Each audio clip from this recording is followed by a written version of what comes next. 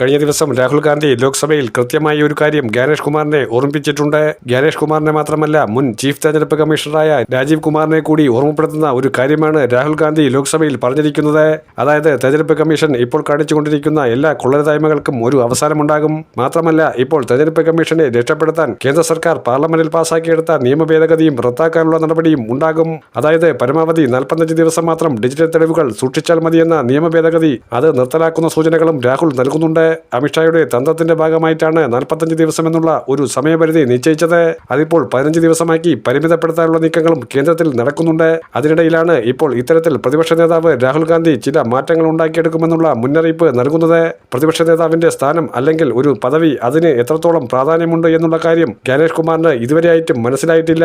BJP നേതാക്കൾ എങ്ങനെയാണ് പ്രതിപക്ഷത്തെ നേരിടുന്നത് അതുപോലെയാണ് ജ്ഞാനേഷ് കുമാർ രാഹുലിനെ നേരിട്ടത്. അതിനൊക്കെയുള്ള മറുപടി രാഹുൽ ഇപ്പോൾ സഭയ്ക്കുള്ളിൽ തന്നെ നൽകിയിരിക്കുകയാണ്.